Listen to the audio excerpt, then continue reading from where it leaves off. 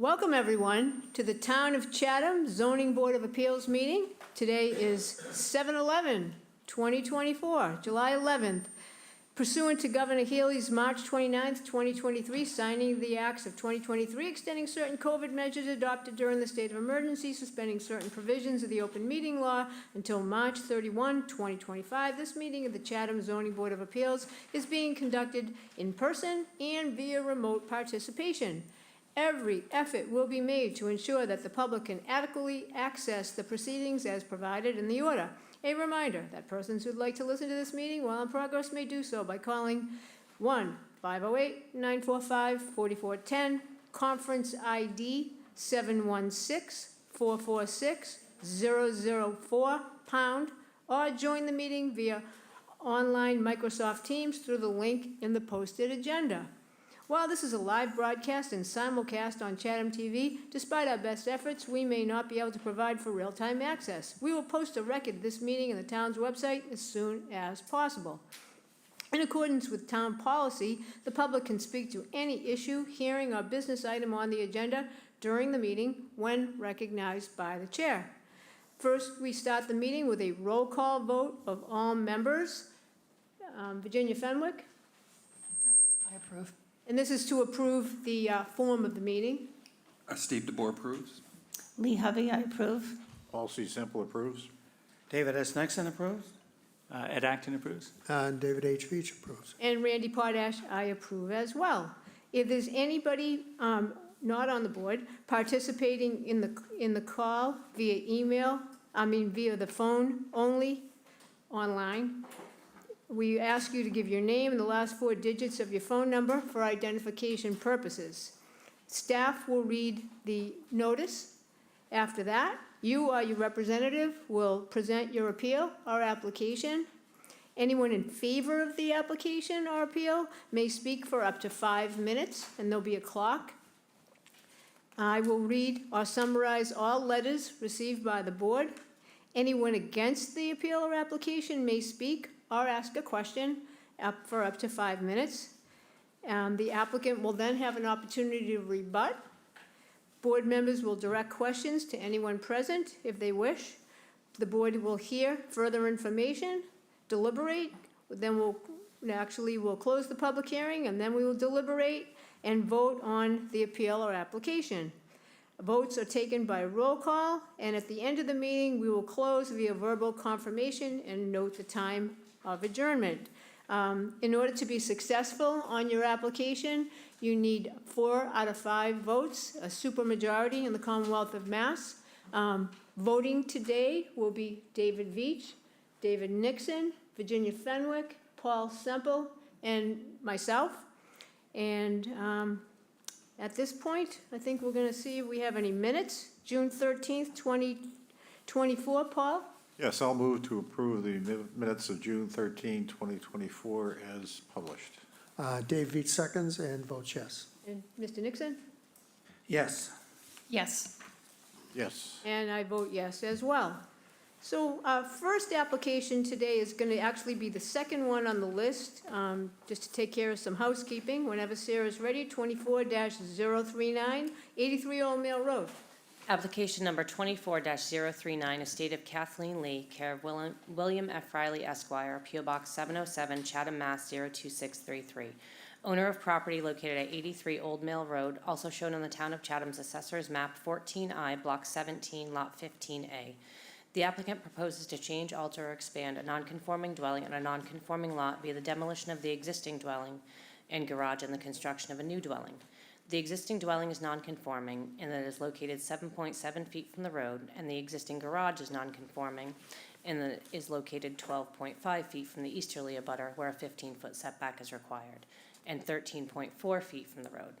The proposed dwelling will be non-conforming, located 20.5 feet from the road, where a 40-foot setback is required. The existing building coverage is 1,193 square feet, and the proposed building coverage is 2,541 square feet, where 2,850 square feet is the maximum allowed. The lot is non-conforming in that it contains 22,000 143 square feet, where 40,000 square feet is required in the R40 zoning district. A special permit is required under Mass General Law, Chapter 40A, Section 6, and Section 5B of the Protective Bylaw. This was continued from May 9th, 2024. And do we have anyone here to speak on this? I don't think we do, but we have a letter, and that letter is dated, looks like June 9th. No, actually, yeah, perhaps it is. The applicant moved to withdraw the application, so I guess we'll take a vote on that. Paul? I'll treat this as a motion to withdraw without prejudice. I'll move to approve the motion. Dave Veach seconds and votes yes. I vote yes. And I vote Kate? yes. Paul? Yes? As do I. Thank you. Now we will go to an actual hearing, and that is going to be 19 Highland Ave, 24-028, whenever Sarah's ready.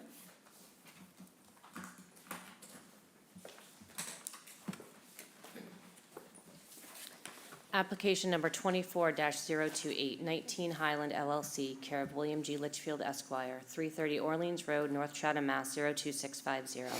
Owner of property located at 19 Highland Avenue, also shown in the Town of Chatham's Assessor's Map 15E, Block 47, Lot 57. The applicant seeks to enlarge, extend, or change nonconforming structures on a nonconforming lot via the demolition of the existing dwelling and garage and the construction of a new dwelling and garage. The existing dwelling is nonconforming and that it is located 21.2 feet from the road where a 25-foot setback is required and 9.3 feet from the easterly abutter. The existing garage is nonconforming and that it is located 0.5 feet from the westerly abutter and 7.5 feet from the northerly abutter. The proposed dwelling will be nonconforming, located 9.3 feet from the easterly abutter where a 15-foot setback is required. The proposed garage will be nonconforming in that it will be located 0.8 feet from the westerly abutter and 5.7 feet from the northerly abutter where a 15-foot setback is required. The existing building coverage is 1,559 square feet, 22%, and the proposed building coverage is 2,190 square feet, 30.9%, or 15% is the maximum allowed. The lot is nonconforming in that it contains 70 feet of frontage where 100 feet is required, and contains 7,078 square feet where 20,000 square feet is required in the R20 zoning district. A special permit is required under Mass General Law, Chapter 40A, Section 6, and Section 5B of the Protective Bylaw. This was continued from April 11th, 2024. Attorney Litchfield, welcome. Thank you, Chairman Potash, members of the board. Bill Litchfield here on behalf of the applicant, 19 Highland LLC, which sounds much more formal than it is. Half of the LLC is here. Bob Gallagher, Sue Gallagher could not be here today. And with Bob are some of his friends and neighbors, including the abutter from whom the garage will be 0.8 feet. And he, as you know, has no objection. First, I apologize for the delay in getting you final plans and for having to subsequently submit corrected ones. As you may recall, our friend Mark Zebrat was the designer for Bob and Sue, and he was working on the plans until shortly before his death early last month. His partner, Paul McCarthy, ably stepped up, but there were understandably a few glitches in getting things done, all of which we were able to eventually address. We were before you in April, as you will recall, with a plan that included lot coverage of just under 31%. And you felt that we should make an effort to reduce that, which we understood and which we did. While it was a challenge, we were able to get the number down to 27%, essentially half of the former increase. And we also moved the house further back from the street so that it is now in line in terms of its setback from Highland Avenue with the other houses along the northern side of Highland Avenue. We are asking still for a modest, but we think reasonable increase in lot coverage. The Gallaghers need some of that in order to make room for the stairs to the proposed second floor and down to the proposed full basement, which the house does not now have. The remaining increase is largely from the porches, which I think one can find to be an appropriate architectural feature. which softens the facade and makes for a more attractive house. The gross floor area, of course, increases, but that number is often, as is here the case, I think, not terribly useful. The existing house has a very, very small basement, and calling it a basement is charitable. It's mostly just crawl space. Putting in a full basement has absolutely zero impact on scale or size or any of the criteria or other factors which zoning was designed to control, but nonetheless, there's an increase in gross floor area because of that. In short, we're proposing with a grant of a special permit to bring the house into compliance with the street setback, keeping other setbacks the same, and doing so with the full support of the abutters. You may recall from the April hearing that all of the immediate abutters had written in support of it. Abutters on Highland Avenue, the Holy Redeemer did not voice an opinion, but they certainly didn't object to it. We didn't ask the abutters to write letters again, but some are here today in support, and they supported the prior proposal, and they certainly support this one as well.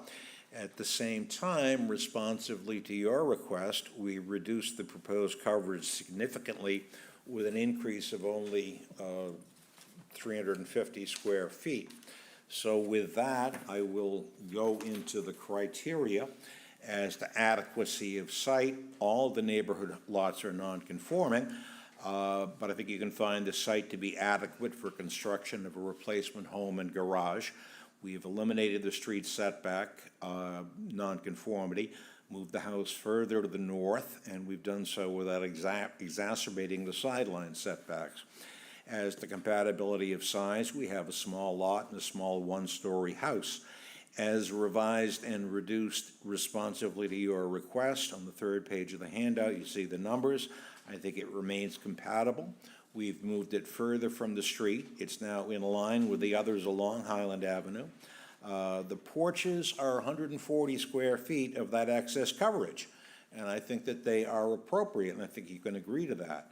The basement, again, inflates the gross floor area, but the living area of 2,625 square feet is, I think, consistent and reasonably modest. It's appropriate for the neighborhood. If I don't lose my place here, I can go forward. As to the extent of increase in nonconformity, obviously the coverage increases, but at the same time, we've moved it back from the street, and it is compatible with the neighborhood. There is occasionally a notion that nonconformities not ever be increased. That is not what state law or our local bylaw says. And there are many, many cases where an appropriate increase in nonconformity can be appropriate based on a finding from you that it is not substantially more detrimental to the neighborhood. And I think that you can find that an increase to 27% on this lot is not detrimental to the neighborhood. There is actually another point I would make in terms of consistency with the neighborhood. As I've said, with the exception of 101 Old Harbor Road, which I was told not to use as a comparison, we have the only one-story house in the neighborhood. 23 Highland Avenue is according to the assessors, 1.9 stories. How that differs from 2, I don't know. 29 Highland is 1.9. 35 Highland is 1.95. 44 is Holy Redeemer, which is obviously much taller. 47 is a 2-story structure. 54 Highland Avenue has 2 two-story structures. 107 Old Harbor is a 2-story structure. 115 Old Harbor is 1 3/4. 124 Old Harbor is 2 stories, and 127 Old Harbor is 1 3/4 stories. So I think in terms of compatibility and consistency, putting a second floor in this house is appropriate for the neighborhood. As to suitability of site, there's no impact on the area or the natural environment. Scale, sighting, mass, views, and vistas. What is proposed there is a simple and rather classic Greek revival with the gable end to the street. The scale remains appropriate. It has a positive impact on the streetscape. The 1 3/4 story is consistent with the street, as I just indicated, but at only 24 feet tall, we are not maximizing height. And of course, the garage shown in that two-dimensional visage is far, far at the rear of the house. As to compatibility of use, there's no change. Adequacy of sewage and water, the health agent has reviewed and approved. We have 3 bedrooms, and we're not proposing to increase that. If the board is interested in some sort of a condition in regard to the loft, there's no plans to have a sleep-in couch or a pull-out couch or anything there similar to that. The other criteria are not at issue. The issue, however, as you know, is whether this proposed house architecturally appropriate and providing for additional but still modest and I think reasonable living area with a garage large enough to fit a modern automobile is substantially more detrimental to the neighborhood than the current non-conforming structure. There is another aspect of the neighborhood to be considered, though. The Gallaghers live across the street from a very large parking lot, approximately 16,000 square feet or more of asphalt. But it's also effectively open space, which lessens the impact. I don't think there is much of an impact, but to the degree that there is an impact of putting a second story on, the fact that you've got that broad horizon lessens the impact of the proposed house. Bob and Sue bought this property from a couple that used it only occasionally and rented it frequently. They addressed significant deferred maintenance on the outside of the house, upgraded the landscaping, installed the picket fence. They care about the appearance of the neighborhood and about being good neighbors, which is why their neighbors are here in support of them and have written in support of them. They want to improve the property to continue to enjoy it, albeit as part-time residents for years to come. They began the process by consulting with their neighbors as to the design and the impact and received strong support, as I said, for the prior larger proposal. This board obviously makes the final determination of substantial detriment on the neighborhood, but I think that you can find unanimous abutter support to be instructive as to impact on a neighborhood with which the residents, the immediate abutters, are intimately familiar. So the proposed changes are consistent with other upgrades on Highland Avenue, but are of a more modest scale, appropriate for this end of the street. I think you can find it to be an attractive design. The house is reasonable and consistent with its surroundings. The footprint increases by 350 square feet. Removing the porches would reduce it by 140 square feet, but I think that serves no good purpose. Parenthetically, at least one member of the board said to come back this time with the larger expanded garage. The numbers didn't allow us to do that. However, the applicant would readily accept approval of the originally proposed garage, which would increase coverage by 97 square feet. What we propose to do, consistent with the bylaw, is to build a shed of less than 100 square feet, which we can do. But if the board felt that a 97% extension of the garage was preferable to a shed in the backyard, we'd be happy because we liked the original design of the garage. The changes that we've made are responsive to the comments made at the hearing on April 11. The footprint has been reduced. The house moved further back from Highland Avenue to completely eliminate a nonconformity. So in light of the criteria and the plans in this neighborhood, and particularly with the support of the abutters, I think that you can find the proposed change, as modified, is not substantially more detrimental to the neighborhood. Thank you. Is there anybody here or on Microsoft Teams that wishes to speak in favor of this application? If so, please raise your hand. Okay, this is the owner, I believe, that wishes to speak in favor of his application. Noted. Yes, good afternoon. Thank you. Bob Gallagher, my wife Susan and I are the owners of 19 Highland. Unfortunately, she couldn't be here today. We wanted to, well, first of all, I wanted to thank Sarah because I think we all know she's the most important person in this room and dealt with all those last minute changes that Bill spoke of earlier, so thank you for that. And thank you all for your service on this board. We really do think that your role is extremely important to Chatham and its residents. one of the things that all of us, I think, or most of us probably appreciate about Chatham is the aesthetic of Chatham, and that's very, very important to us, and what you do is critical to that, so thank you for that. And we understand you have a really difficult job, right? By nature, decisions you make are in some large part subjective, and you're gonna be subject to, second guessing, and I know that makes it difficult. This current house is less than 1,200 square feet, and it's really just not functional, even for our small family. We live here full-time for several months of the year, and, our goal is for a modest expansion that creates a house that's functional and attractive and modestly comfortable. And so this is about, for us, creating a forever home in Chatham and being productive members of this community for a long time to come. One of the challenges of your job, I think, is navigating that substance versus form. And yes, if you look at just the form, 27% lot coverage, yeah, it's a high number, right? But I think each project needs to stand on its own. And in substance, I believe this project is a very thoughtful, attractive design. It's going to fit in nicely with the neighborhood. And we have, strong support from our abutters. So just wanted to introduce myself and thank you for that. Well, thank you. Is there anybody else here on Microsoft Teams that wishes to speak in favor? Yes, sir, please step up to the mic and state your name. Afternoon, everybody. I'm Steve West, 124 Old Harbor Road. I'm the immediately to the west abutter that Mr. Litchfield has referenced. We've owned that house since 2005.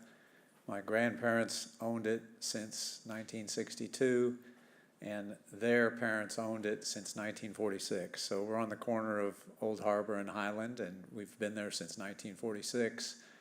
I've grown up in Chatham as a summer person. I've lived here full-time for about 10 years, or 8 years, from 2011 to 2018. And I'm currently living here in the summers for the most part. And we have had numerous neighbors to our immediate east. And I think part of the problem has been the design of the house. And while we enjoyed all of our neighbors, they were not able to have their families there because of the small lot size, or small house size. And to what Bob and Mr. Litchfield have said, the current owners have taken great strides to make significant advances to the house and to the property, which we are very appreciative of next door. We have nice window boxes, we have nice landscaping ourselves, and we're very appreciative of Bob for that. But the bottom line is, we think that it's an appropriate addition, as has been summarily said by Mr. Litchfield. The porch, we have a similar porch at our house. It fits in very well. We are a two-story house. Our house is 1880 vintage. And I know that Mark Zebrat does a great job in designing, and I know the building would fit right in with the neighborhood. Quite frankly, probably more so than some of the other house recent upgrades that were further down on Highland Avenue. So I strongly support this, and I hope the board will as well. Thank you, sir. Anybody else here on Microsoft Teams that wishes to speak in favor of this application? Please indicate. Seeing none. There are no new letters, so I will not read that. And now I will ask, is there anybody here or on Microsoft Teams that wishes to speak against the application or has a specific question? Raise your hand if so. No? Okay. Questions from the board? Dave Each. I have no questions. Ed. No questions. David Nixon. Mr. Litchfield, what's missing in your third page? And to me, it's an omission, and maybe I understand why, but you didn't list 124 Old Harbor nor 132 Old Harbor. And to me, that would be critical in your comparison list. I can respond to that. my fault. There's always a question of where you stop and where you start. 124 and 125 are further north. I was looking more at the depot to just beyond this. I don't have those numbers in front of me, but I can certainly provide them. Those houses are, I believe, two-story houses. 120, yeah, 124 is, maybe there's, for whatever reason, isn't shown there, but 124 was shown, and I'm not sure why it says 127, I apologize. I think that's a typo, it should be 124. That is Mr. West's house. Well, and also 115 is down there, so it's a natural progression to go 127. It's just the two that are closest to 19 Highland, the 124 and the 132. To me, 124 is listed, that's simply a typo, and I apologize for that. 124 is shown. so where it says 127, Is that's incorrect. 124. I see. How about 132? Didn't go that far, nor did I go to use the former Ellis property across the street, the town property. Okay. Okay.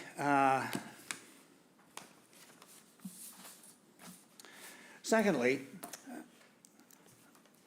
I presume in the process of coming up with the plan you submitted, that you tried something that kept it at the 22%.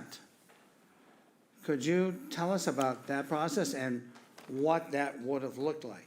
Mr. Gallagher may be able to speak to that. I was not involved in that. Although that does sort of go to the question to which on which I touched a little while ago, and if I could expand on that, I will. It's been suggested a couple of times that nonconformities not be increased. The statute doesn't say that. Our bylaw doesn't say that.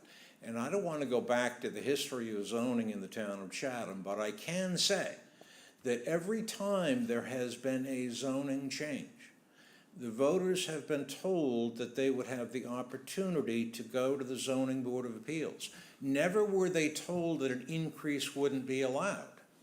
They were simply told that it would then take review by the Zoning Board of Appeals under the rubric of substantial detriment. We spent, I think Mr. Veach was here, but we spent years trying to increase the new minimum lot size, or the minimum lot size for new lots, from 10,000 to 20,000 square feet. That took many, many efforts at town meeting. That was in the 80s. And in every occasion when that occurred, the voters were told that if you're non-conforming, if the coverage limit is going to 10% and you're currently at 12, it doesn't mean you can go never beyond 12. It means when the circumstances are right and are found to be appropriate by the Zoning Board of Appeals, that you can go to 12, or whatever the number might be. The same discussions occurred when commercial projects, when we downgraded or upgraded, depending on your point of view, when zoning was changed along Route 28 to eliminate the old limited business district. So if the question is, why didn't we keep it at 22%? Part of the answer is that we wanted a second floor and that we needed some expansion in order to have room for a stairway up and down. Also to make it more livable, as Mr. West discussed in terms of the history of the house. I don't know, Bob, if you can respond to the specifics of Mr. Nixon's question. If I could, Madam Chairman. Sure. I mean, it's starting out with less than 1,100, or just less than 1,200 square feet. There's just, first of all, the way the house has been built with crawl spaces and additions and pieced together, the foundation won't support a second story. So you have to start over. And so when we started looking at a design with Mark, we said, what can we reasonably, put forward to the zoning board that is in spirit of the rules and be a practical, functional home. And we just needed to increase it not only to make it functional and to have a stairway and to, you know, just have rooms of adequate size, to the Greek Revival style, Mr. Zebrat said is gonna give us more flexibility and a small footprint. And the porch really adds architectural, it softens the mass of the building, and it's not only nice to have a porch, but I think it makes the house fit in and look nice as well. So that's, you know, part of the increase. So, you know, we would love to have kept it at 22 and made, you know, saved us all a lot of time, and, but it just, we couldn't find a way to do it. I think part of the further response is that if there is a statutory or policy basis that all houses that are non-conforming cannot increase that non-conformity, that would be something of which I'm not aware. Rather, the issue is not whether or not there is a 1% or a 0% increase in nonconformity. The issue, as you know, is whether there is substantial detriment to the neighborhood, which I think here you can find that there is not. Mr. Nixon, anything further on questions? Yeah, it didn't really answer my question, but, I think the answer might have been no. yeah, Is that fair? yeah. What was their thought given to limiting it to 22%? Oh, is there a product of that? I think I think Mr. Nixon was looking for a product of that. You know, was there an iteration that didn't go over? Not of which I'm aware. Right, so that's why I meant no. Make sense? Okay? Thank you. Anything further? No. No? Not for now? You can always come back. Lee, questions? Just a quick question. Since it is a small lot and how it's tight, has there been any thought to placement of the AC condenser or condensers and/or generator? There is an existing exterior mechanical appliance system on the east side, which is proposed to remain there. Okay. Yeah, I see it. No generator. There is no generator, and I spoke to Mr. Gallagher about that because Sarah, being Sarah, raised the question several months ago. And I talked with the Gallaghers, and they're proposing to put the AC unit where it is now. Yeah, and I would just ask, and I'm not picking on you, Mr. Gallagher, but if anyone has a comment, they have to go to the mic and be recognized by the chair. And I'm just gonna take this moment to say, if anyone has any cell phones that are on, or any kind of gadgets that make any noise or vibration whatsoever, please shut them off. So, okay, back to questions. Lee? No, thank you. That answers my question. Sometimes we come in, run into issues with generators and stuff. Yeah, and Paul, I didn't mean to skip over you, I apologize. I have no questions. Steve, question? I have no question. And Virginia Fenwick. Quick question, Mr. Litchfield. So 23 Highland is the smallest lot on the street, on your chart. And they have, a smaller footprint, obviously. Their coverage is 18.8, which is a little bit over the 15. And their gross floor area is really substantial. I mean, no, I don't think anyone's ever objected to the increase of the height and adding more square feet to the small home. So I guess my question was, and maybe you don't know the answer, but maybe Mr. West does or the applicant. That house looks like it's been relatively newly updated. It's got a second story. It has the smallest lot. It's clearly added square footage. Do we know when that? I know a little bit, if I could, Madam Chairman, to respond to Ms. Fenwick. That Yes. property was before this board in 2019. And at the time, the coverage was actually decreased from 19.1% to 18.8%. I have to make the assumption, and my numbers for the other houses are, as you know, and as noted at the bottom, are based on the assessor's records. I can only make the assumption, do we know if 23 has a full basement? Partial, I'm hearing? Bob Gallagher. Yes, sir. That lot is quite a bit bigger than our lot? No. right? It's actually smaller. Really? Yeah, it is smaller. Okay. I think the decrease I know is there was a large garage on that lot, and they eliminated the garage. I know, So Sarah may have the answer whether there's a basement there or not. The assessor's field card reflects that there is 340 square feet of crawl space and 880 square feet of basement. Okay, so if, I'd have to start the math over again to give you the number, Ms. No, Fenwick. that's fine. And you're proposing a basement of what? Full square- basement, roughly 1,200 square feet. Okay.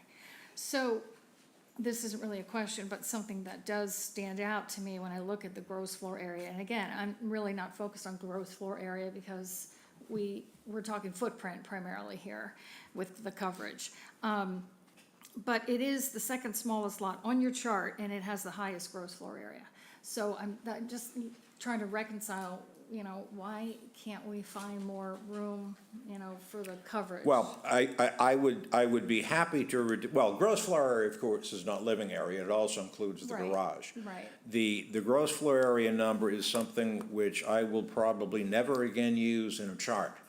But having said that, this board requires it, it's in your rules. You don't require it for the chart, you don't even require a chart, but you do require provision of gross floor area. As I've said today, and as I've said on many occasions, it's kind of a nonsensical number because a full basement has no bearing on the size of the house. The living area of this house is 2,600 square feet, slightly more than the house next door. 300 and some odd square feet more than the house next door. The house next door is 400 or 500 square feet. The lot is 400 or 500 square feet larger. It's not inconsistent, we're talking in absolute numbers, relatively small numbers. Agreed, but to your point, good point about the gross floor area. Let's look at the living area. It's the second largest home on the living area with the second smallest lot. That, I'm just pointing out the reconciliation. I mean, No question about that. I'm the one, even with my typographical error, and I Yeah, typed yeah. these myself, unfortunately. Even with that error, there's no question, that's why we're here. yes, I understand. Because as the Gallaghers are looking for a slightly larger home with somewhat more living area, which we think, again, based on the neighborhood reaction, those who live in the neighborhood, we think you can find is not substantially more detrimental to the neighborhood. Okay, thank you. Okay, so I just want to point out that, we understand that applicants can come and ask to go over on anything. We understand that. But the issue for the criteria, like number 3, is the extent of the proposed increase. So if we thought it was, negligible or de minimis or not particularly large increase, then, that's a great thing. But when some of us think that it's excessive, then that's when we start to make noise. No, we understand that the yeah. issue is, as you said, Yeah. and more specifically, the issue is The substantial extent, detriment. Yep. But I it's would the simply respond that we also eliminated a nonconformity. You did, and that, I like the fact that it's. There's a lot size nonconformity, frontage nonconformity. We can't do anything about any of those, and they're applicable to every house in the area. And then number 1, the adequacy of the size of the site for the proposed, project. And I think we talked about that last time too. So what I would like to do is, when Sarah has a chance to put the south elevation up, I'll have a specific question. So I like the way, and I'm looking at it on my computer because I can't really, between my contacts and everything, I can see it better right here. But there's a gentleman standing there, see, right there? So I'm thinking about the mass of this house, and I like it a lot, the house. And I love the fact that most of the bulk, for lack of a better term, is in the back. But I just can't help but asking, have you thought about cutting that part off with where the gentleman is standing. I don't think he'll mind. And if that was, essentially shaved down a little, I noticed on the floor plan that it would basically just make a couple of these particularly large rooms somewhat smaller. So that's my question. Have you thought about that? Is there a universe where you might want to do that if, things don't go your way today? Mr. McCarthy is not here today. I think we would be talking about, looking at that elevation of Sarah, well, that one's fine. The gentleman was standing just south of the cursor, where the cursor is now.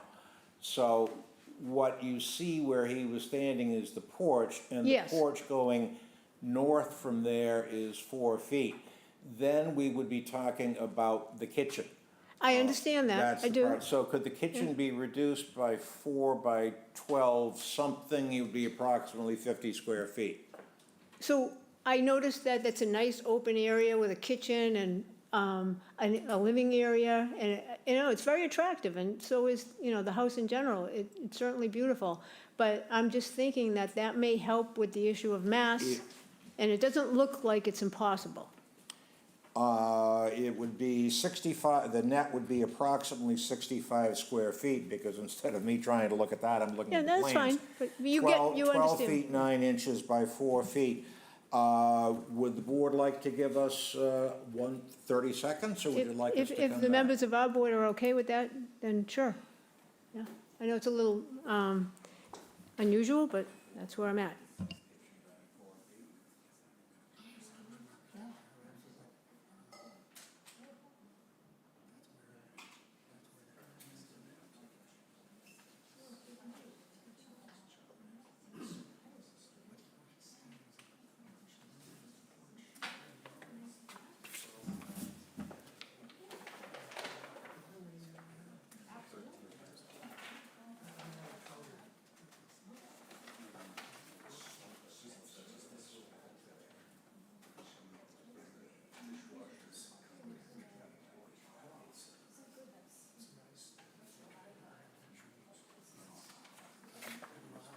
And just so you know, Mr. Veach wants to weigh in on that too, probably. Thank you, Madam Chairman. I'd be happy to listen to Mr. Veach unless you'd like me to respond No, you first. probably should listen to him first, because he might be helpful to you. Yeah, I just, in looking at that, my first reaction is that that porch, returning that porch like that, number one, provides a covered entryway, which you don't really want to leave an exposed door on that gable end there necessarily. So it's traditional to have covers over a doorway. And that return of the porch is, I find, architecturally important. I mean, I can walk around my neighborhood and see any number. That was a pretty classic. This design is a really good adaptation of Greek Revival styling. And so I mean, if that's what it takes to get this over, I would, but I just don't think, I really don't think that going there is really going to serve the purposes that we're trying to do. Thanks. Okay. Yes, would you like to respond now? Thank you. I, of course, always defer to someone with nearly half a century of building and design experience, as I'm happy to do to Mr. Veach. But having said that, very simply put, if it is necessary in order to acquire 4 votes for approval, the kitchen would be reduced by approximately 65 square feet. I did not subtract any numbers for the porch, which would continue there. Okay, you think the porch would still stick? So the porch would still extend out? Yeah, the number, and it's dangerous for a lawyer to try to be an architect even on the fly, but danger for a lawyer to do many things, even be a lawyer. But 12 feet, it's 12 feet 9 inches by 4 inches is that portion of the kitchen. Sarah, if you go to the elevation again. It's that portion of the kitchen behind the little man. Right, I see. Yeah. Well, we'll see what everybody thinks. I just wanted to produce that idea. No, we appreciate that, and we appreciate you giving us the opportunity. It hadn't been contemplated, it could be done. Is there unbridled enthusiasm? No. No, of course. Okay, so at this point, does anybody else have any questions on the board? I think I've gone through everybody, but just in case. Looks like no. So Paul? I'll move to close the hearing and move into deliberations. Dave Veach seconds and votes yes. Yes. Yes. Yes. And yes. So deliberations. Dave Veach, you might as well go. Yeah, well, I think I was willing to support it the first time around. I think they sharpened their pencils and went back and found some areas to eliminate that were part of the original proposal. We're trying to square numbers and things here, but first of all, I just feel this is a really perfect design for this neighborhood. I mean, I'm sitting here looking on the street view on my Google Maps, and especially with Mr. West's house next door, this is going to fit in perfectly. So in the overall, given what's being proposed for this neighborhood and looking all around the neighborhood, my concern is that I think we're just maybe getting off base a little bit in looking at the numbers. There's no way that this building is substantially more detrimental to that neighborhood. I can't even imagine that it's going to, size-wise, everything else is going to fit in. Once again, I guess my perspective is colored by the neighborhood that I live in, where there are many, many, many old houses juxtaposed against each other in small lots and everything else. And it's one of the most charming parts of town. So I think, I guess, like I said, I'm enthusiastically in support of it, and I hope that we can do it. Thank you. Steve, deliberations. Well, I have to say that originally I had some reservations about this because of the amount of increase. But sometimes, there's a saying that you have to play the cards that you're dealt. And I think this applicant was dealt a relatively small lot compared to some of the others. And sometimes you have to deal with that. I think it's an excellent design. I think it would have fit in very nicely. As far as the garage, you mentioned, that you'd like to revert back to the original design, and if you couldn't, you'd be adding a shed. And a shed is going to be the same size as what you took off the design of the garage. Even if it was an 8 by 12 shed, it's 96 feet, and they took off 97, so it's kind of a moot point. I had some reservations about the setbacks and the amount of increase, but I see that you've corrected at least the setback from the road, and I think you've done the best you can in addressing some of the other points that we had, so I would probably be in favor of this if I were voting. Thank you. Virginia Fenwick, your thoughts on deliberation? Yeah, so there are a lot of good things. The parking lot in the front, I think, is a really great point that you made, Mr. Litchfield, on the southern side. It's not gives that openness. The porches, I like the porches as well. It's a great design. And you eliminated the nonconformity, improved the setback. Those are all really good things. The coverage is still a problem. And this is where, and I'll admit, I'm struggling with it because I really like it and I'd like to, but the lot size is what it is, and it is already over 7% today. Now, that doesn't mean you can't go up, and that's why I brought up the property next door, 23.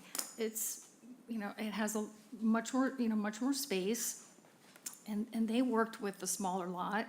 And I'm looking at your current sheet. They're at 18.8 coverage, which is a little bit over. And to your comment you made, they actually shaved off a little bit. So the detrimental part to the neighborhood, it's not the look of the house, it's the fact that it is too big for the lot that's there. That's my view. I'm sorry. I look at the current coverage is 22%. The April proposal was 30.9. It was almost, it actually was more than 2x what's allowed. That was a non-starter. So to come back with 4% less is good, but it's at 27 today, and that's 12% more than what's allowed. That's where I'm struggling with the detrimentalness. It's not what's proposed. So I'm interested to hear what the rest of my colleagues think, but I think the coverage remains a problem. Thank you. Lee? Well, I agree with, actually, I agree with Dave Veach on this one. I really appreciate the reduction in the building coverage from the previous plan. I appreciate the reduction in height and moving it back from the street side setback. So I agree with you, Mr. Litchfield. I agree that an increase in the building coverage to 27% is not substantially more detrimental to the neighborhood. And if I were voting today, I would be in favor. I think it's a great design, and I think it will be great for the neighborhood. Thank you. Ed, deliberations. Sure. Well, I think Mark did a nice job with his design. I think it's going to fit in perfectly with the neighborhood. I think it's consistent with the neighborhood. I don't think it's substantially detrimental. And I feel like we're getting caught up in numbers a little bit too much. It's 350 square feet. If you built that house 350 square feet smaller, and you built this same house 350 square feet bigger next door, I don't think you could tell the difference. I mean, it's really a modest. I know the percentages look big because it's such a small lot to begin with, but a 350 square feet in a house is really modest, and I don't think you'd really even notice it if we were to make you reduce it by that much. So I'm not voting, but I really approve of this project. I think it was very thoughtfully planned. Thank you. And Paul? Well, I agree with Ed and with Dave Veach and Lee. It seems to me that we're getting hung up on these percentages and losing perspective of the house in its setting.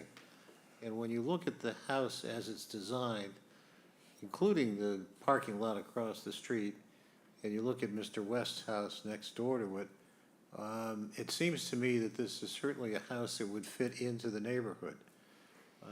I don't see it as in any way being substantially detrimental overall. And I think we're getting a little too hung up on the percentages and numbers as opposed to what the house would actually look like in its setting. So, and hopefully they can maintain window boxes as well as Mr. Waste does, or his wife does, or two of them do it, because they're beautiful every year. But I will support the application. David Nixon? Well, I disagree with what some of my colleagues are saying. Numbers do matter, but how much? And that's really what I'm struggling with in this. My big disappointment is that there wasn't a plan produced that showed what it would look like with the second floor and with the various changes closer to the 22. It might have been 23, might have been 24. But it seems to me that what happened is that, well, let's make some changes, and bingo, it's 27. Okay, so be it, and that's what we are dealing with.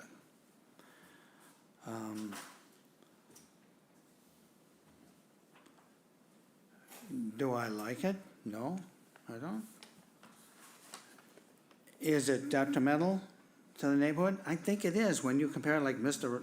West's house is 12%, something like that. But it is not substantially more detrimental. And that's the criteria that I need to vote on. Okay. Jenny, did you want to say anything else on your deliberation, whether you're in support? Well, I did say that I was struggling with that piece. Yes, you did, yeah. And I wanted to hear what the rest of my colleagues thought, and I just heard that, so. I mean, what are you asking me? If I'm asking you if you want to weigh in on how you're going to vote. Oh, well, I do think that, it's not that I'm hung up on numbers, although I will admit that I'm a numbers person. But it is a baseline for which every applicant in Chatham has to adhere to. And to have such a big increase, I'll address this to the board, in the ask, it caught, it more than caught my attention. I wasn't comfortable with it. But if everyone else is, and I do love the design, I do think Mr. Veach's comment about the houses downtown are very close together. Some of them are very large, most of them are large, and there's a charming aspect of that. The reason I have spent so much time on this in my thought process is because this important street, Highland Avenue, is a very important street, and I want to make sure that it's right. And it's hard to, it's hard to tell from drawings what it's going to look like in actuality. But I could get comfortable. I guess I would say that. Okay, so I'm just going to point out that I'm going to vote no. I think it's too big for that spot. I think it's a really important spot in Chatham. We're going to go by it hundreds of thousands of times. God knows how many times we're all going to go by it. And so I would be more comfortable if it was a little bit smaller. I think the mass is a lot for that tiny lot. The applicant bought a small lot, a small house, and it's reasonable to try to expand it, but it has to be reasonable, and in my mind, I would vote no, but I still think you're gonna be okay. So, we'll take a vote. Paul, when you're ready. If I could, Madam Chairman. Sure. Before you take a vote, if the board would give us the courtesy of a straw vote, because we Yes. don't like surprises. No, and I would not do that to you. Thank No, you. and that's why I asked Virginia Fenwick how she would probably vote. Okay, so let's do a straw vote. Ginny? I would support it. Paul? I will support it. Dave? Yes.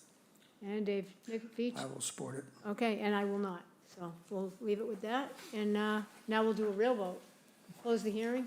All right, we've closed the hearing and moved into deliberations. We did that. I guess Yes, we I'll, did. At this point, move to approve the application as submitted with conditions. I guess, given the location and so forth, I would say the normal conditions would apply, that all construction activity and vehicles would be contained on site or at a neighboring property with the permission of the property owner, that between June 30th and Labor Day, there would be no exterior construction allowed.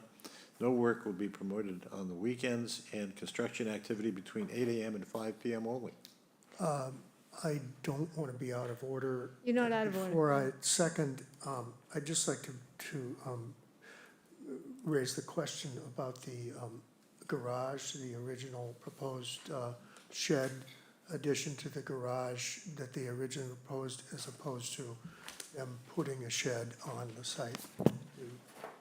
I personally think that,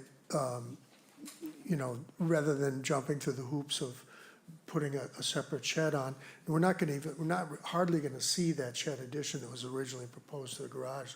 So I'd just as soon approve that as well as the drawings that we have. I'm sure that's not going to break your heart, Mr. Litchfield? No, if I could, Madam Chairman, that's completely within the purview of the board. Obviously, it increases the numbers, which is why we didn't drop it, but why we didn't present it. But we'd be perfectly satisfied with the original design for the garage, which we thought was attractive. And legally, it's still below the ambit of the legal ad, so that's not a problem. Yeah, does anybody want to take back their vote? Yeah, okay. No. No, I want to say that I think we should definitely go back to the original, absolutely. I like garages, okay, maybe that has something to do with it, but, it adds something to the property that would be taken away by a shed. I know Mr. Litchfield's very in favor of sheds, but not this time, so I would highly recommend that we support Mr. Beach's suggestion. I'll move, amend my motion to include the revision of the garage to its original proposal. And I think that, will that be clear enough, Jay, for you to know what you're looking for? Yes, it will. Okay. And I'll amend the motion to that extent. And so Dave Veach will second that and vote yes. Okay, Dave Nixon? Yes. Jenny? Yes. And Paul? Yes. And I'm going to vote no. Thank you. Thank you very much. Appreciate your time and consideration. Yep. Thank you. Good luck. All right. So.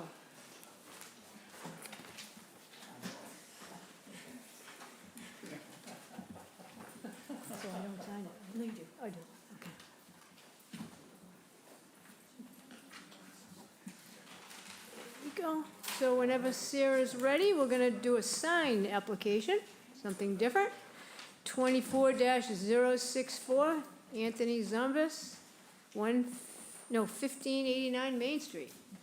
Application number 24-064, Anthony Zombas, 84 Circuit Avenue, Hyannis, Mass. 02601.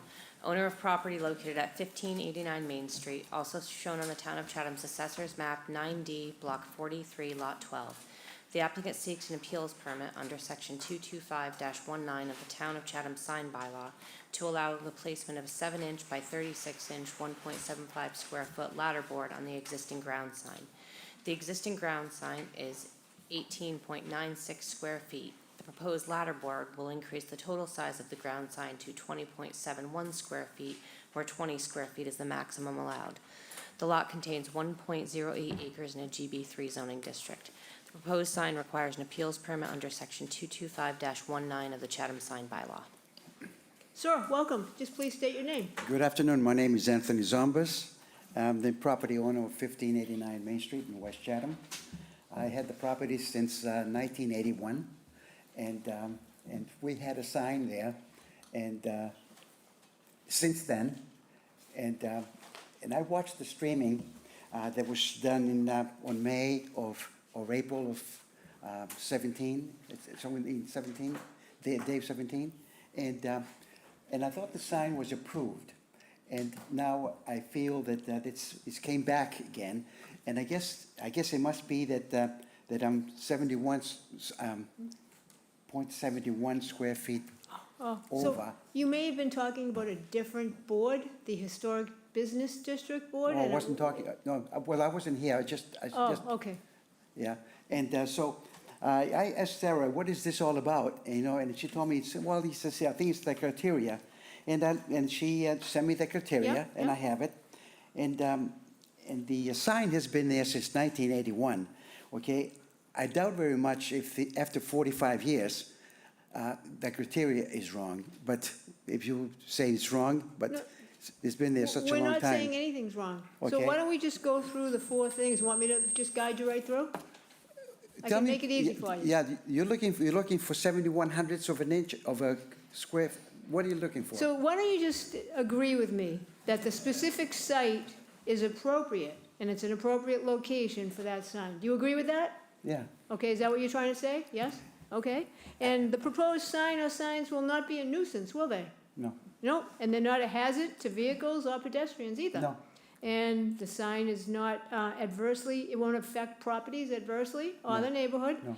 And the special requirement for the permits are in accord with the general spirit and intent of the bylaw, aren't they? Yeah, Okay. so, do you have anything else you want to say? No. Well, no, That not was an really, excellent not really. presentation. All, the thing, they want to, it's a tenant that I have, and I don't know how I got connived in here.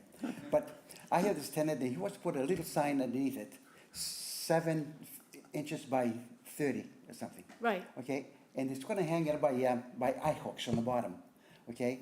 And so that's the permission, the thing that he's looking for, And I told him, he says, I'll make the meeting, because he didn't want to show up. Sure, and it Okay. seems silly because it's such a small Yeah, thing, but yeah. we have to go through the motions, Okay, okay? all right.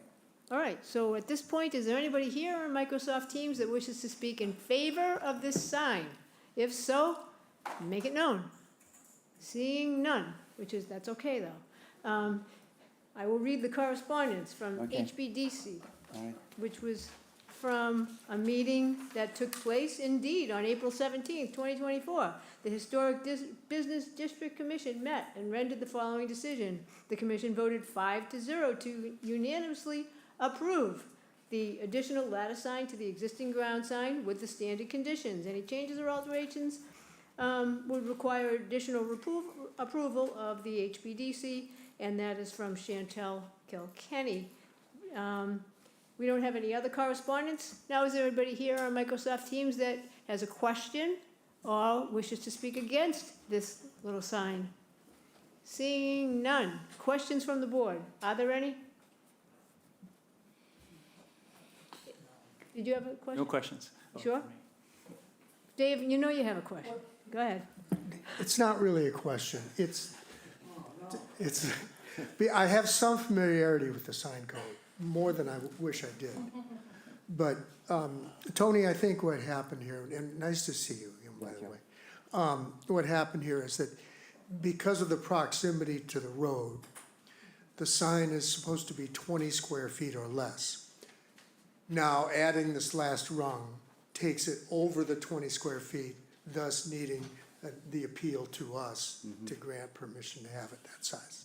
So, All right, thank you. Virginia Fenwick, you had a question. Well, that is, it's kind of a rhetorical question, but there is a size limit for a reason, I'm assuming, because of the proximity to the street.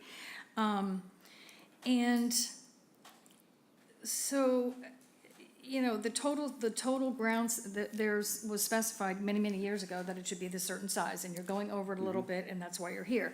It's only a 3% change, it's not material, but it's the principle that signs right next to the street that list all these things can be a problem for, I think, one of the criteria.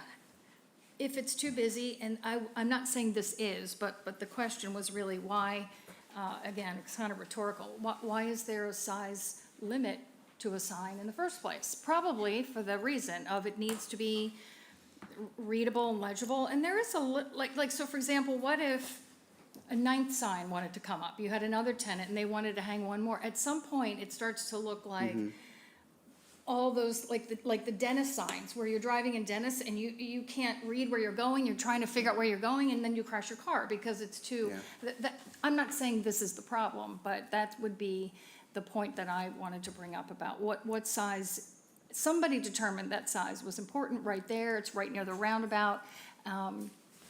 And so I don't even know now, my question was really, what is the point of having a size limit? Do we know? Well, you know, I guess what I'm looking for is how many inches are we looking for? Well, it's Yeah, 0.7 feet, it's 3% of the total signage. 3%? 3. What if I make the sign 3% less? Would that, Then you would have wasted your money coming and you your know, time. it's, I actually like the uniformity of your. You know, it's just everything would be in uniform, all that's there. Yeah. But if you want them a little, No, nobody is asking you to do anything. No, Everything is fine, we're just Yeah. chatting about Okay. signs. Oh, okay. And right now, I have that song in my head from the 70s about signs blocking up the scenery, you know, whatnot, is a song, and I can't stop thinking about it right now, so. Are you going to sing that for us? I am not, Yeah. I am not, some of us know that song. Yeah. Yep, so there's reasons, because signs can drive you crazy. Okay, so, Steve, questions? Every time I try to cut this short, I lose, so go ahead. I don't have any questions. And No questions. I can cut it short. I'll move to close the hearing and move into deliberations. Dave Veach seconds That's a good and sign. votes yes. Yes. Ginny? Yes. Yes, yes. And yes, okay, so deliberations. Ginny? Yeah, I think it's fine. I wasn't trying to be a contrarian, but it was a question about the concern, is there a concern with it being so close to that rotary? And then at what point, or too many businesses noted on a sign to get to be too much. I see you have like maybe room for two or three more on there. So, but no, I don't have a problem with what's proposed. Steve, deliberations? Well, to me, it seems like there must have been one more business in your facility than there were signs. And so you're just, I think the bungalow doesn't have a sign on this ladder, so they're probably the ones that we're missing. I think just puts everyone, makes a level playing ground. Everybody there now in that complex has a sign, and I don't have a problem with it. Lee, deliberations? I agree. I have no issues with this sign. Wow. No problem with the sign. Dave Nixon, you good? Ed, deliberations? Well done. And Dave Veach, It meets all of the criteria. yeah? And it was a fun application. It was a pleasure to meet you. Thank you So very we'll much. take a vote, I think. And Ms. Fenwick? Wait, we have to take a vote. Oh, you, You're not done yet. I'll move to approve the application as submitted. Dave Veach seconds and votes yes. Yes. Yes. Yes. And yes, now it's unanimous, you well, win. the only thing I wanted to say is everything was fine before the roundabout came along, and it changed everything.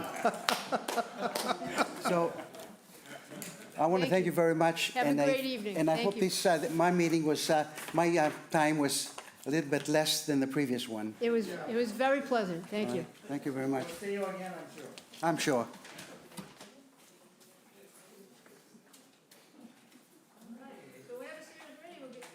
Whenever Sarah's ready, we're gonna go 509 Riverview Drive. Application number 24-067, Scott A. Barrett and Kimberly Summers, care of William G. Litchfield Esquire, 330 Orleans Road, North Chatham, Mass. 02650. Owner of property located at 509 Riverview Drive, also shown on the Town of Chatham's Assessors Map 7J, Block 8, Lot C60. The applicant seeks to construct an elevated stairway and landings under Section 4A3A of the protected bylaw. The lot contains 47,001 square feet in the R60 zoning district. A special permit is required under Mass General Law, Chapter 40A, Section 9, and Section 8D2B of the protected bylaw.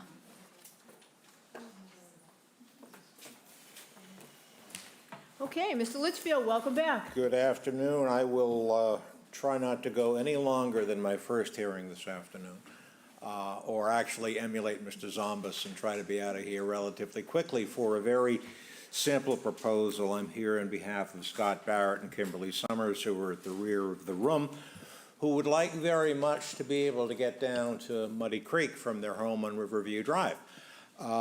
It is, and I know that most, if not all of you went out there, it is sort of a challenge to do so without stairs, and that's something of an understatement.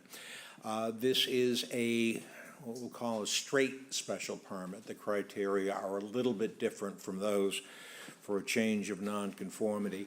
As you know, our bylaw has specific provisions allowing stairs in conservancy districts, and their property abuts Muddy Creek, and depending on how you measure it, the 100 feet back from the top of the coastal bank either goes halfway up the proposed stairs or cuts through their living room. We're not quite sure which. But in any event, we need your approval for stairs at a conservancy district, so we'll go straight into the criteria. As to adequacy of the site, we have a 47,000 square foot lot, entirely adequate for the use. They have 165 feet of frontage on and the right to use lot 136, which is the common park area, so-called, running along Muddy Creek. The stairs, as proposed, are to be sited 50 feet from the northeasterly abutter, 80 feet from the southwesterly abutter, where only 25 feet is required. As the suitability of the site for proposed use, given the topography, the precise location where the stairs are proposed is suitable for little other than stairs. The steep slope makes stairs a necessity rather than a desire, especially for launching kayaks, which they would like to do. As to impact on traffic flow and safety, as to neighborhood visual character, it has none. It is a large lot. The stairs are to be located in a heavily treed area.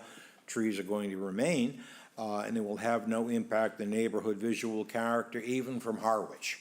And actually, people in Harwich on the Isabel Smith Conservation Land are more likely to see these stairs than will anyone in Chatham, even next door neighbors. There were no sewage issue, no utility issues, no noise and litter. As the compatibility of the proposed use with surrounding land uses and accessory residential use, a handful, not too many, but a handful of homes along Riverview have elevated stairs necessitated by topography. Most others, however, have a much more gentle slope. Some have paths or walkways. Some even have golf carts because it's so gradual that they can go down via golf cart. But again, it's an excuse me, an unintrusive accessory residential use, and the stairs are completely compatible. As to the impact on natural environment, slopes, and wetlands, it will actually have a positive environmental impact because it is preferable and also safer than wearing a pathway into the slope by attempting to climb up and down the hill. It has been reviewed by conservation. There is appropriate mitigation involved. The letter the chair will read from conservation suggests, sort of a generic letter. It suggests that we would be considering some suggestions that conservation had made. The two were, one, to install a kayak rack at the bottom, which we are perfectly willing to do, and if the board wants to acknowledge that in its decision, because it isn't shown on the plan, that's fine by us. They also suggested that we give some thought to making access ADA compliant. The only way to do that is to do a ramp the entire back and forth, and unfortunately that isn't anything that we can undertake, and it would be disastrous for the environment to have a ramp the entire area, but we did consider it. So that goes for the criteria. As you know, a special permit, which we are seeking, requires a finding by you that the use will not be detrimental to the established or future character of the neighborhood and the town. It will have no impact on the neighborhood or the town, and that the use involved will be in harmony with the general purpose and intent of the bylaw, which speaks to recreation as a positive goal, and it also treats stairs favorably. So under these circumstances, in this location, I think that you can readily make a finding that a special permit is warranted for the construction of the stairs. We'd be happy to answer any questions. Oh, thank you. Is there anybody here or on Microsoft Teams that wishes to speak in favor of this application? Please indicate. Seeing none, I will read the one correspondence that we did receive from Crystal Keon, the Wetlands Permitting Coordinator, Conservation Commission representative. We received this on July 9th, 2024. And it states that the applicant submitted a notice of intent, was heard by the commission on June 6th. The project was continued to July 24th to review requested revisions. The project will be revised and conditioned to meet the performance standard under the Wetlands Protection Act. Is there anybody here or on Microsoft Teams that has a question or wishes to speak against this application? Seeing none, questions from the board. We will go through counterclockwise. Dave Veach. I thought it was the Monomoy River for people who live in that We are area. concerned, we are concerned about keeping taxes low, so we refer to it as Muddy Creek. When we sell houses, it's Monomoy River. I see, okay, thank you. Makes sense? No questions. Dave? Isn't it possible their neighbor to the right could provide them with this access at a far lower cost? Mr. Nixon's question is whether an abutter to the right who is very enthusiastically in support of this proposal might allow them access. Actually considered that. The neighbor to the right with whom you're familiar has a fenced-in backyard with 3 dogs. And it would be hazardous, not that the dogs are unfriendly, but it would be hazardous for Mr. Barrett and Ms. Summers to walk through that backyard for reasons into which I won't go. So I would suggest that while they're welcome to, having their own stairs would be preferable. Okay. And Paul? Just clarify for me for a minute, the kayak storage concept? The Conservation Commission suggested that we build a kayak shelf, for lack of a better word, and append it to the stairs. Is that a fair characterization? That's my memory of the hearing. It's not shown there because when we filed with you, we hadn't been to Conservation.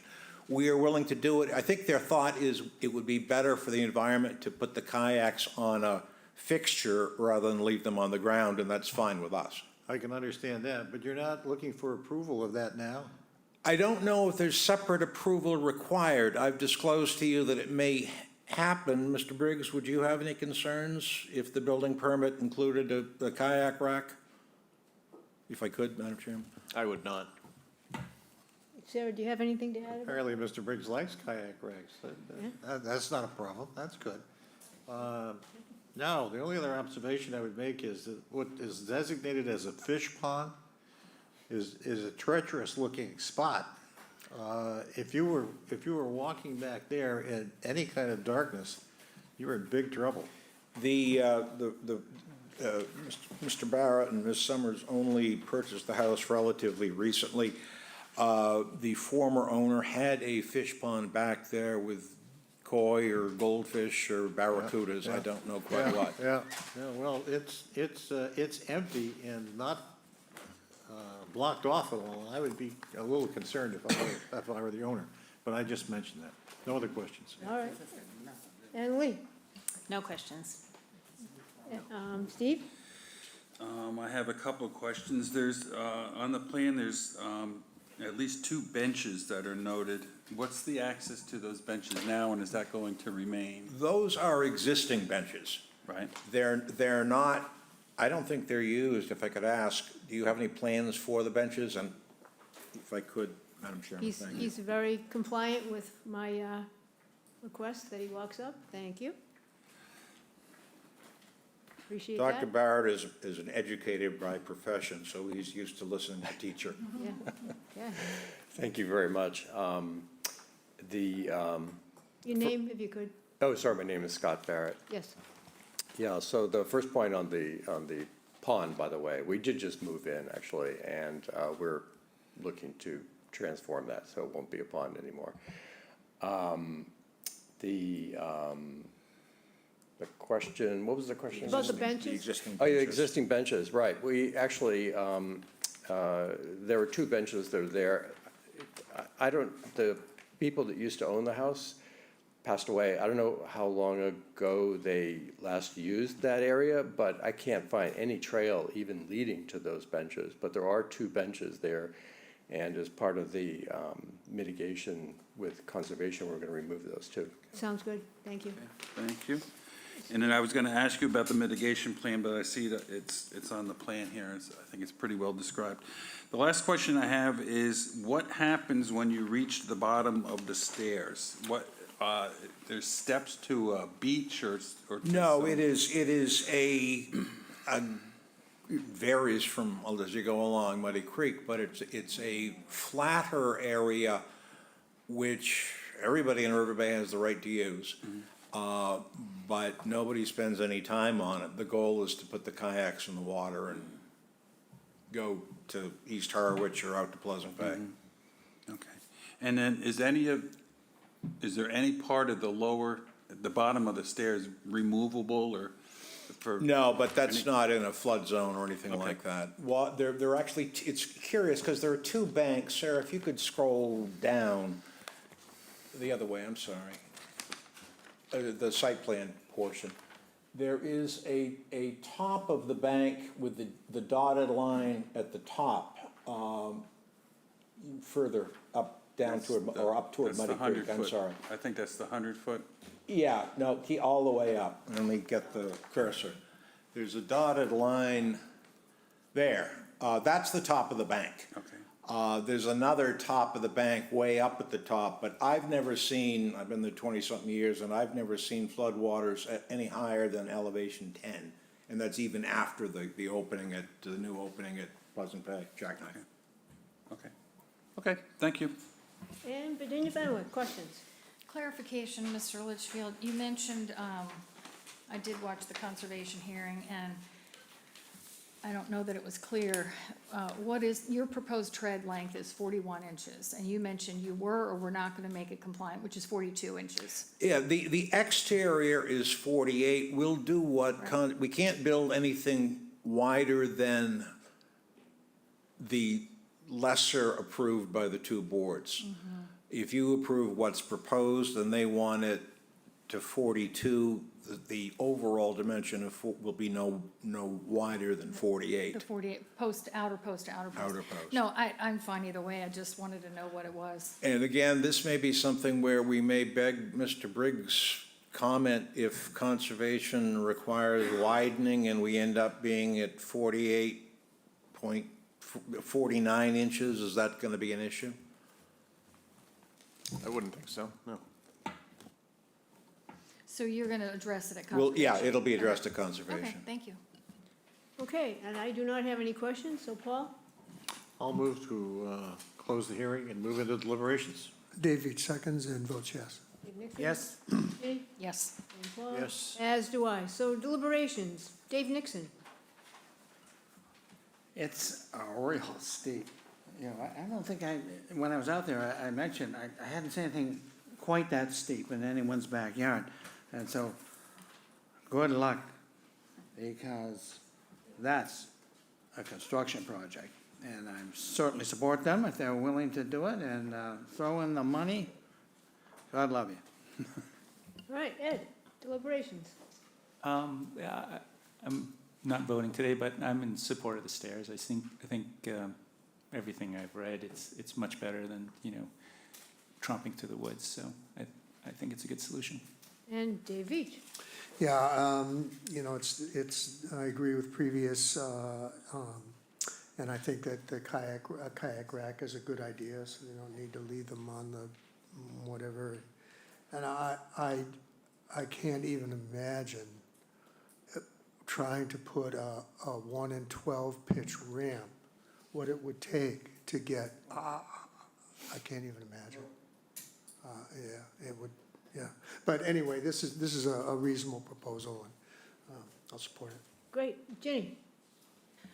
So, you know how I feel about stairs in a coastal bank, we don't need to go there. But in general, I have expressed concern about suitability of site and the impact on the natural environment. But every property is different, and this is not an eroded bank, this is not visible from the water. It's heavily treed,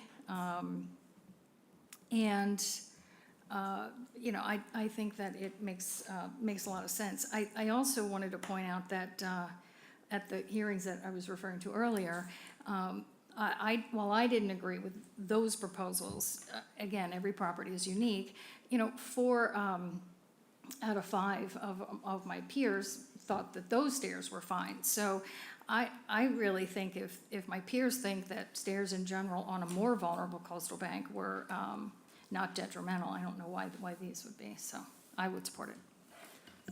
And Steve? I think this is a much-needed project, rather than trying to climb down that through the woods and down that slope. So I think it's just make things much easier. Kayak rack is probably a good idea, so you're not dragging them up to the house or, leaving them on the bank. So I think that's a good idea. And Lee? Yeah, I agree with my colleagues. I think one of the nice things about living there is being able to access Muddy Creek. So I'm not voting, but I'm all for it. Yeah, and Paul? I think it meets our criteria. I certainly would vote Yeah, for it. and as do I, and I think this is one of those cases where they probably wouldn't try to venture their way down without these stairs.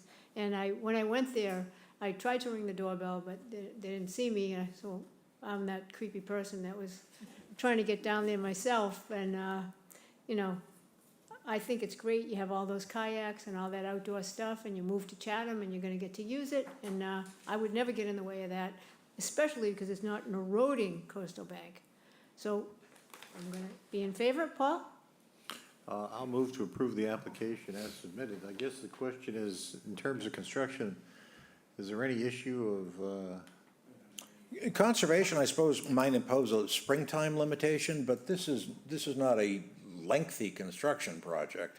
So I would suggest deferring to conservation because they might not want during the bird all right, I'll move birthing season. I'll move to approve the application as submitted. Dave Veach seconds and votes yes. Dave Nixon? Yes. Jenny? Yes. Paul? Yes. As do I. It's unanimous. Thank you very much. Congratulations.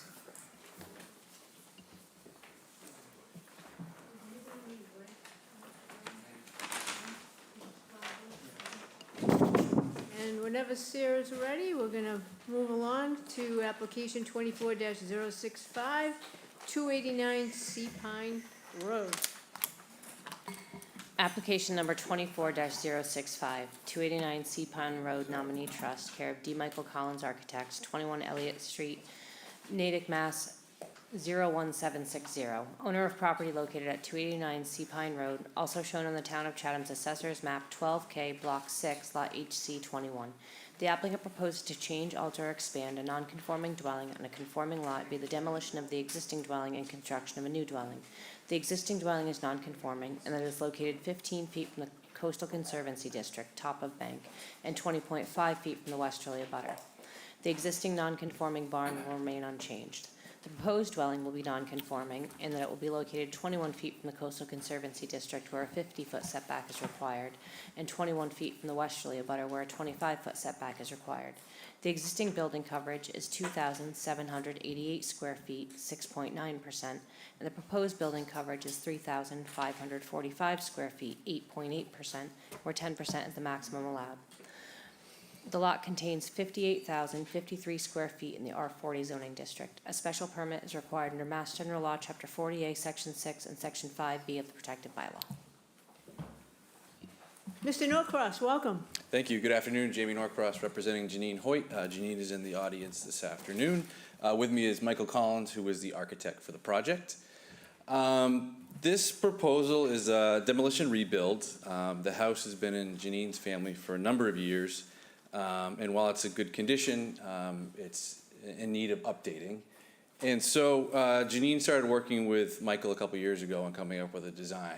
And if you had an opportunity to read the narrative that Michael submitted with the application, he really did a great job, I thought, of outlining a lot of their goals and thought process in terms of coming up with a design. And just to highlight a couple of the points, one was to try and pull it back from the coastal bank a bit. A second goal was to not increase any further into the encroachment on the west lot line. And sort of a third overarching goal was they wanted a design that was really in keeping with what they thought was the neighborhood, that was appropriate for the property. They weren't trying to use every square foot in terms of what they wanted to build. They wanted to make something that was a little bit more thoughtful, which I think they certainly achieved with this design. So just wanted to touch on a couple numbers, and then Michael's going to go through the design with you just to explain the new build. It's a conforming lot. It's 58,000 square feet, over 40,000 square feet of buildable upland, so it's a big property. It's got over 150 feet of frontage.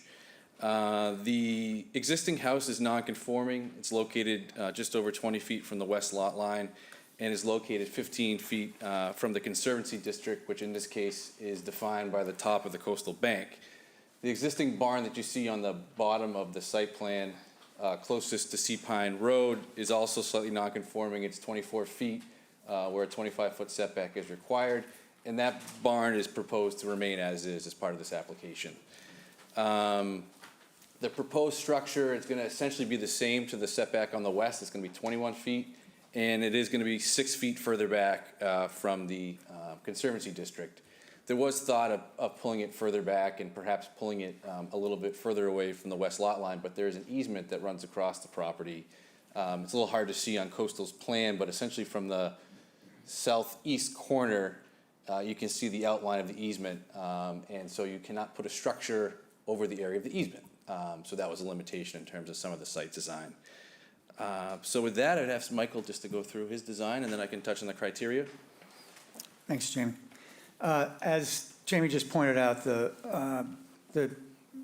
easement sort of gave us a pinch point as to where the house could be sited. It turns out that it's very close to where the original house is sited. It's not that much different in size. We're about a 2% increase in lot coverage. The biggest difference, of course, is the new garage, an attached garage, which the rendering shows here.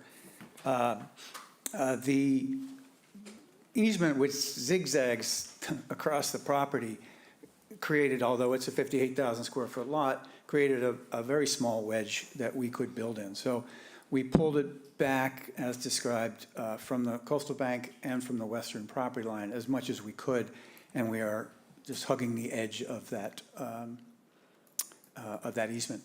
The property is, the building is similar in scale, slightly larger than the existing home that's there, but much more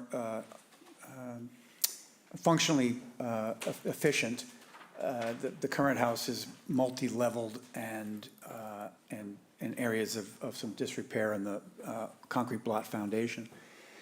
We will be using traditional cedar shingles, cedar shake roof, true divided light windows, and stone veneer on the foundation where the grade slides away alongside the easement. We've done this double gable with asymmetrical pitch to try to anchor the house down to make it appear as de minimis as possible. And I need not say more. The pictures tell it all. Thank you, Michael. Moving along to the criteria, number one, adequacy of the site in terms of size. This site is, I believe, and applicant believe, is adequate for the proposal. As I mentioned, it's a large lot, almost 60,000 square feet. The building coverage is increasing by about 750 square feet, but our total building coverage percentage, is still only at 8.8%. So there's actually an additional 500 square feet that you could add to the property and still be in compliance with the 10% maximum allowed. Number two, compatibility of the size of the proposed structure with neighboring properties. If you drive around this area, you see that it's a neighborhood with large lots and large homes.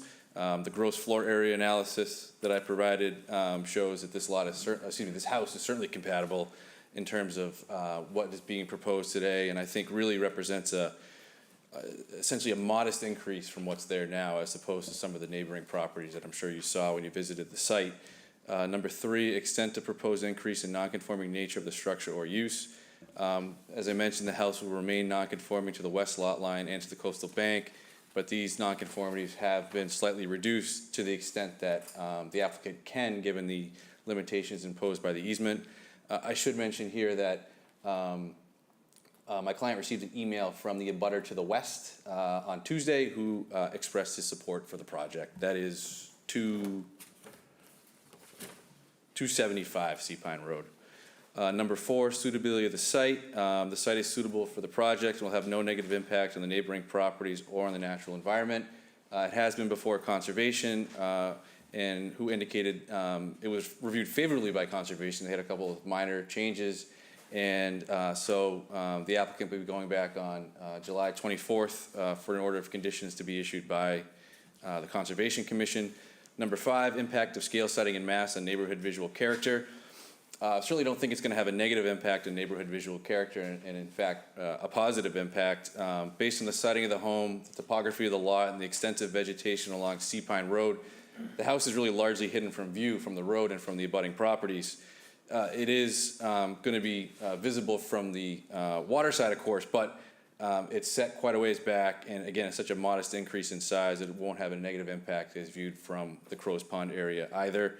Number six, it's a residential use in a residential neighborhood and therefore compatible. Number seven, method of sewage disposal, source of water and drainage, has adequate water and drainage. Currently, the house is serviced by a cesspool and the barn is serviced by a Title V septic system. So the plan is to get rid of the cesspool, get rid of the Title V, and install a new IA Title V system that's going to connect to both properties. So that's an added benefit for the environment as well. No negative impact on traffic flow and safety, no issues with noise and litter, and adequate utilities, and 11 and 12 are not applicable. So just to quickly sum up, we think it's really a great project, very appropriate for this neighborhood, and certainly not substantially detrimental. Thank you. Thank you so much. Is there anybody here on Microsoft Teams that wishes to speak in favor of this application? If so, please raise your hand. Seeing none, I will read the three correspondences. The health agent, Judith Giorgio, wrote on 7/9/2024, I have reviewed the proposed plan for this property. The lot has over 40,000 square feet of upland area and therefore may apply to the Board of Health for a fifth bedroom with an IA septic system as proposed. The Board of Health will review the detailed floor plans and site plan at a future hearing. Next, we have a note from the Conservation Commission, Crystal Keon, and She tells us on July 9th, 2024, that 289 Sea-Pine applied a notice of intent. It was heard by the commission on May 22, 2024. The project was continued to July 24th to review requested revisions. The project will be revised and conditioned to meet the performance standards under the Wetland Protection Act. And next, we have a note from Christina Bassett from the Historic Commission. And she tells us on July 11th, 2024, that the commission found the home not to be historically significant and did not impose a demolition delay.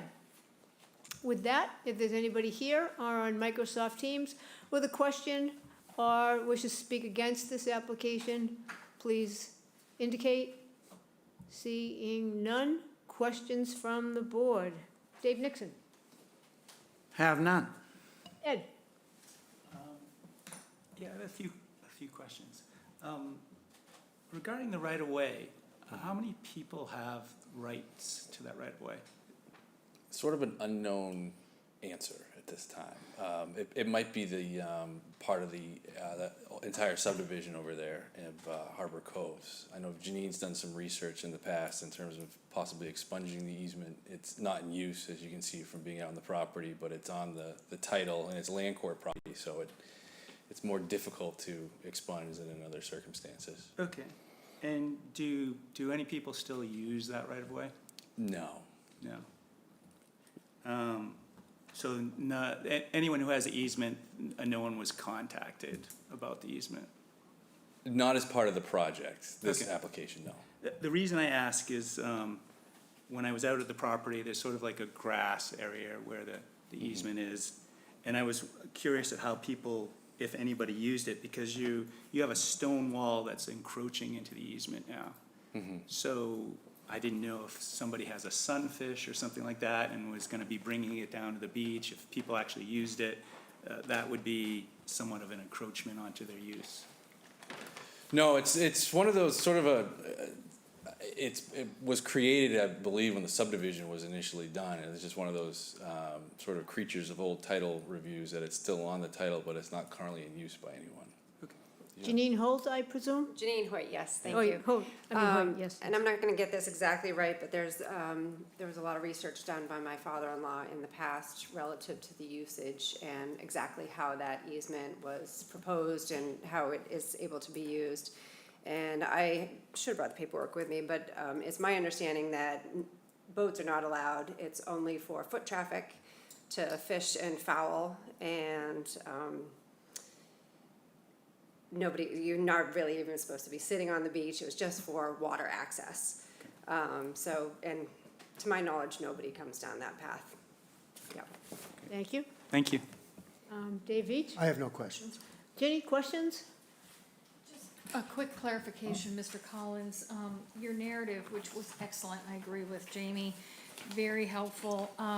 You had noted in there the building height was 29.2, but I see in the site plan and in the ad that it's 28.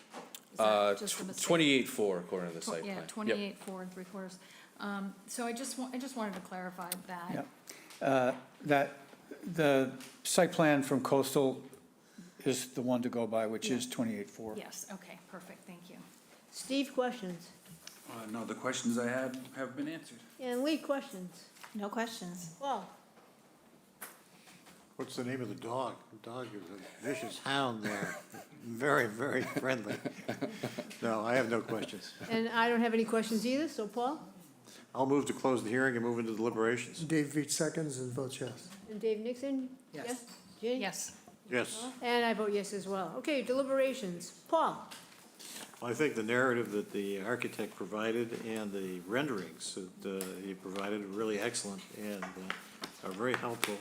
And it seems to me this meets our criteria, so I intend to support it. Very good. Lee? I'd like to echo my colleagues, Paul's thoughts regarding the narrative and the three-dimensional renderings. Those are really, really nice and very helpful. Yeah, it meets all of our criteria. The site is suitable. The size and scale are compatible with neighboring structures. It's a very private lot. So if I were voting, I would be supporting it. And Steve? Well, originally, I was a little disappointed to see that, you were gonna demo the house and rebuild a new one, but not really move it out of the Conservancy district further than you did. But you've explained why, and I can now understand that, so. Other than that, I think it's a very nice project, and I wish you a lot of luck. And Ginny? Agree with my colleagues. I did want to acknowledge the meeting and actually improving the setbacks, especially the one in CCD. 6 feet, I think, is pretty significant, so thank you for pulling that back. The western abutter, while a modest change, was still better. Building coverage is under. It is a large lot. I agree with Lee, meets our criteria, suitability and adequacy of the size of the site, compatibility with the size of the proposed structure, and that the scale and siting and mass in that neighborhood is certainly not more detrimental. And Dave Beach? Certainly not substantially more detrimental to the neighborhood. It's quite an improvement, actually, and I'm happy to support it. And Ed? Yeah, I asked the questions about the right-of-way, just, to see if, it looks like there would have been an opportunity to perhaps pull the house back if that wasn't there, and, but the fact that the right-of-way is there and there's a number of people who perhaps have rights to it, that's something that can't be done. So- We did pursue that, Yeah. Janine, in quite some depth, and the time and the cost Sure. was beyond our lifetime and way beyond her pocketbook, so we worked to fit it as best we could. And I think you did a nice job. Thank you. And Dave Nixon? Well, I'm very happy to see that the percentage here makes sense to everybody, being less than the max. Yeah, and I think it's a great project. It's a beautiful location, and I'm going to be in support of it. It meets all the criteria, and I appreciate everything that you submitted. I would say that I agree with all of it, and I won't go through it, but I'm on board with all 12 criteria and the explanations you gave. So with that, Paul? I'll move to approve the application as submitted. It seems to me this is a fairly isolated spot. I don't know that we need any summer conditions unless someone feels that we do. Anybody? I'll move to approve the application as submitted. And Dave Each seconds. And votes Nixon? yes. Yes? All right. Yep, and you vote yes? I approve. And Ginny? I vote yes. Well, All votes yes. as do I. It's unanimous. Great. Congratulations. Thank you very much. Thank Good you. luck. And now I just think we need one more motion. Whoever wants to. I'll move to adjourn. Dave Each seconds and votes yes. Dave Nixon? Oh, actually, Ed, how do you vote? On to adjourn. I approve. Yes. Ginny? Yes. Steve? I vote to adjourn. Lee? Yes. Paul? Yes. As do I, and good night, Chatham. Official time? Official time. 4:48 PM. All right.